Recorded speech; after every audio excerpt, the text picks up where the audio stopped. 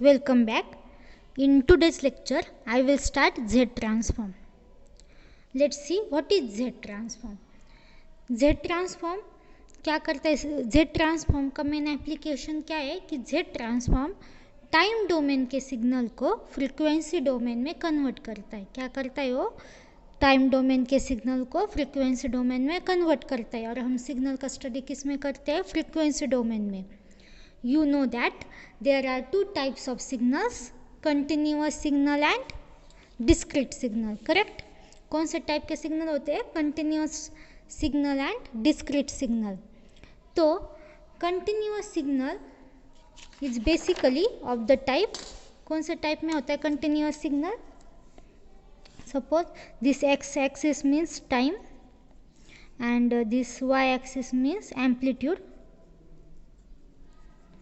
जो हम sine wave देखते हैं, this is sine wave, suppose 0 to pi. तो इस इंटरवल में हर एक पॉइंट के लिए सिग्नल की, हर एक टाइम पे सिग्नल की वैल्यू क्या होती है? एग्जिस्ट होती है. मतलब इस इंटरवल में हर एक पॉइंट के लिए हम क्या निकाल सकते हैं? हर एक टाइम इंटरवल में हम सिग्नल की वैल्यू डिफाइन कर सकते हैं या निकाल सकते हैं. तो इस टाइप के सिग्नल को क्या हम कहते हैं? Continuous signal. करेक्ट? और जो दूसरा टाइप का सिग्नल होता है, कौन सा टाइप का सिग्नल होता है वो? Here time and here amplitude.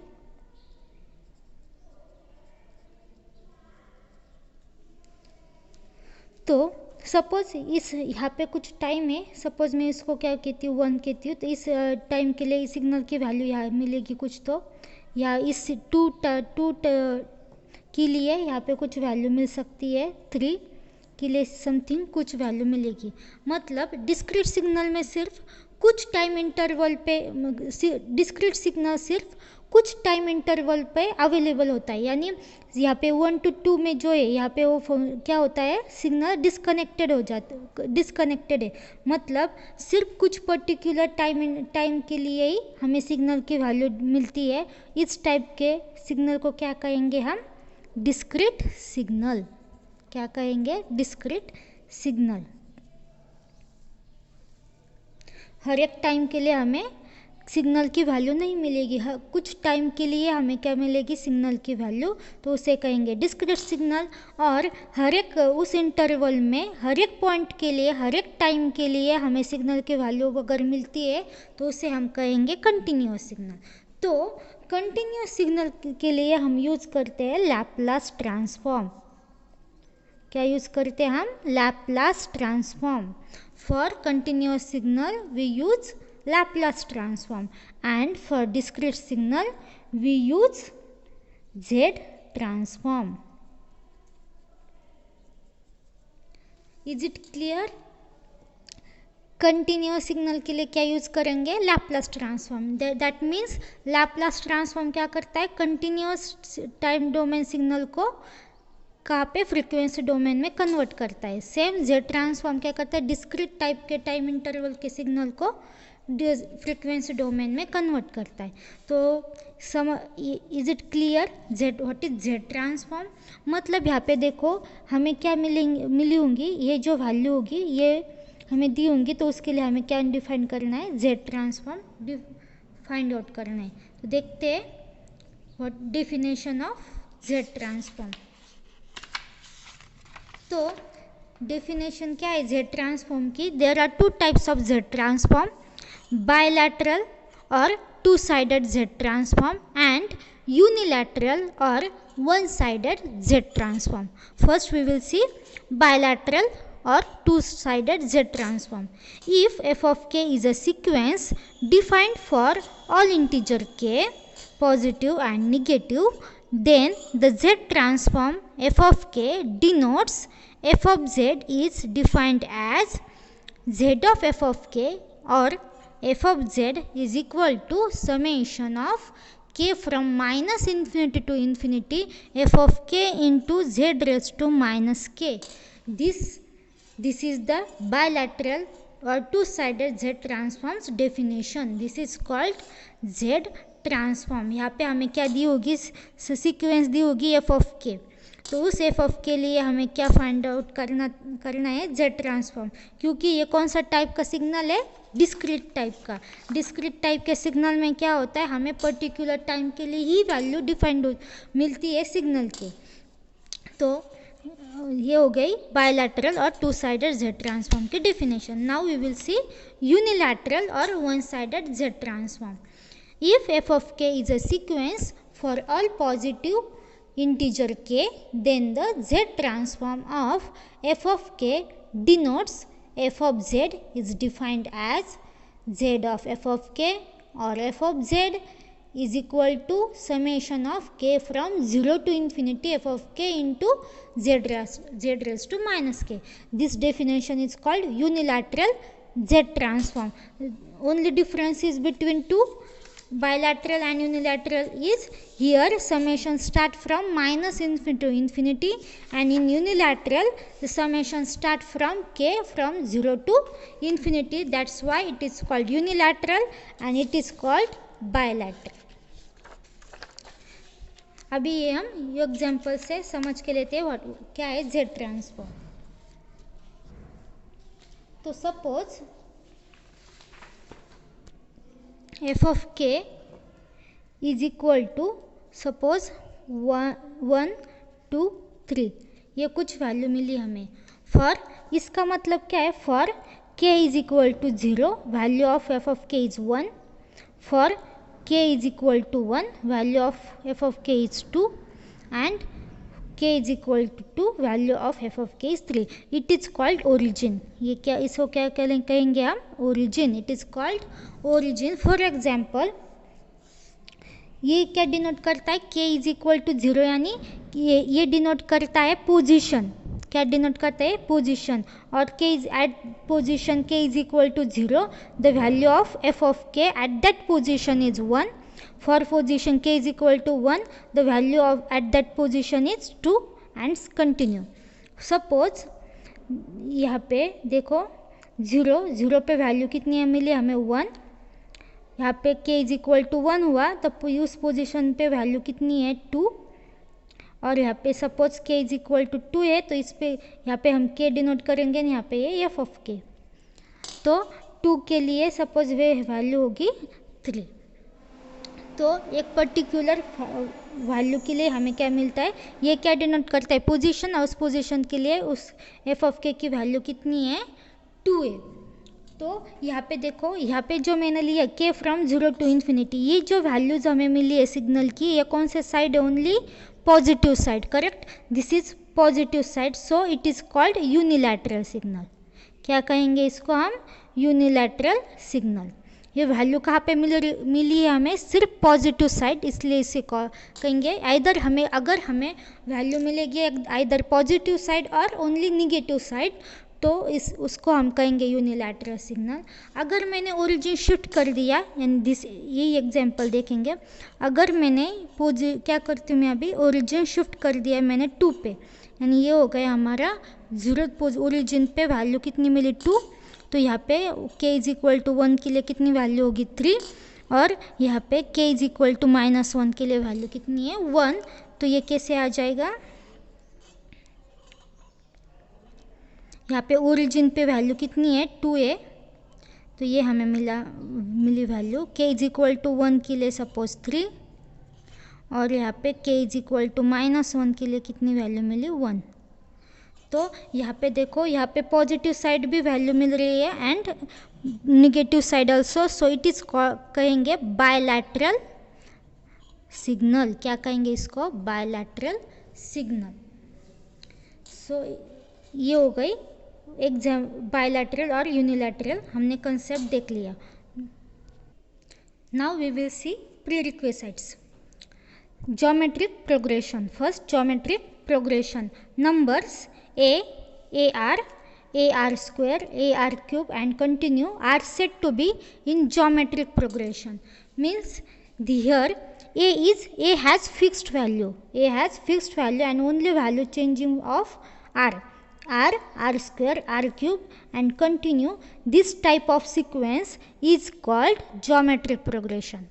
And nth term is the nth term of this sequence is a has fixed value, that's why a as it is, and r here r is equal to 0, r is equal to 1, 2 and continue, that's why r is equal to nth at nth position value of r is r raised to n minus 1. This is nth term of this sequence Tn. Same, sum of n terms Sn is equal to a into 1 minus r raised to n upon 1 minus r. Now see these two series, this called power series, correct? This power series of the form summation of k from 1 to infinity r raised to k. See, this sequence is geometric progression and this type of series is called geometric series. What we say here, this type of series is called geometric series, and this series is converged to r upon 1 minus r for the region modulus of r less than 1. This modulus of r less than 1 is called region of convergence. It's called region of convergence. We write in short form ROC. That means modulus of r less than 1, that means it is the circle whose center at origin and radius is 1. What is this?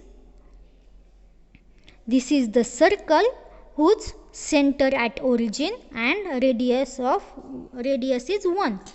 तो यहाँ पे जो series है r raised to k from 1 to infinity, ये series का कब converge करेंगे हम, अगर r की वैल्यू कहाँ से बिलोंग करेंगी, modulus of r less than 1. मतलब इस सर्कल के इनसाइड हर एक पॉइंट के लिए ये सीरीज क्या मिलेगी, हमें कॉन्वर्ज मिलेगी. अगर modulus of r greater than 1 होगा तो ये सीरीज क्या हो जाएगी, डाइवर्जेंट. तो इसको हम क्या कहेंगे, divergent.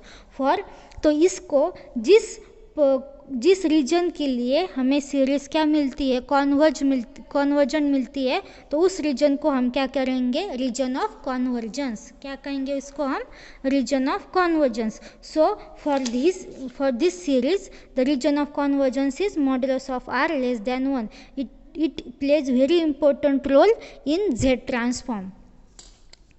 Now same here, if series start from k is equal to 0 to infinity, then this series is converged to 1 upon 1 minus r for the region modulus of r less than 1. मतलब ये series कहाँ पे converge होगी, ये conversion कब कहेंगे हम, अगर modulus of r less than 1 हुआ and this series converge to 1 upon 1 minus r. These are the region of convergence. Let's understand Z transform. What is definition of Z transform? Z of f of z is equal to summation k from 0 to infinity f of k into z raised to minus k. So we expand this series. First put k is equal to 0, then it is f of 0 into z raised to 0 is 1 plus f of 1 into z raised to minus 1 plus f of 2 into z raised to minus 2 and continue. Then f of 0 plus it is f of 1 into 1 upon 1 minus z plus f of 2 into 1 upon z square plus f of 3 into 1 upon z cube and continue. So for this is of the form geometric series, correct. ये कौन से form में है, geometric series form में है. तो यहाँ पे देखो, यहाँ अगर 1 upon z square z cube and continue the sequence,